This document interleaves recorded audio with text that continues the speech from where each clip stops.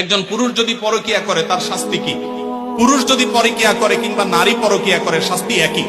মনে রাখবেন, আল্লাহর জমিনে সবচেয়ে ভয়াবহ অপরাধ, যেই অপরাধের শাস্তি সবচেয়ে জঘন্য, সেটা হলো এই পরকিয়া। অর্থাৎ বিবাহিত পুরুষ এবং নারী যদি হারাম সম্পর্কে লিপ্ত হয় তাদের শাস্তি সবচেয়ে ভয়াবহ।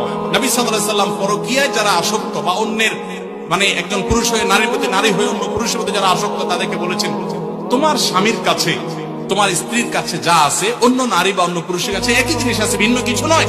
অতএব শয়তান তোমাকে বুঝায় না তুমি ওখানে গেলে সুখ পাবা, শান্তি পাবা। কোন স্বামী কোন স্ত্রী যদি পরকীয়া লিপ্ত হয়, আল্লাহর জমিনে সে সবচেয়ে বড় অপরাধী। শিরকের পর যে বড় অপরাধগুলো তার মধ্যে থেকে একটা।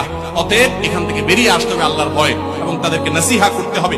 যে ব্যক্তি এই দোয়াটা সকাল সন্ধ্যা 3 বার করে পড়ে, কিয়ামতের মাঠে আল্লাহ পাকের উপর হক হয়ে যাবে, ওয়াজিব হয়ে যাবে, আল্লাহ ওই ব্যক্তিকে সন্তুষ্ট করে দেবেন ইনশাআল্লাহ।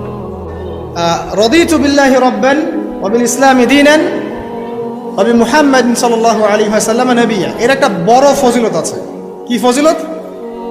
যে ব্যক্তি এই দোয়াটা সকাল সন্ধ্যা 3 বার করে পড়ে, কিয়ামতের মাঠে আল্লাহ পাকের উপর হক হয়ে যাবে, ওয়াজিব হয়ে যাবে, আল্লাহ ওই ব্যক্তিকে সন্তুষ্ট করে দেবেন ইনশাআল্লাহ।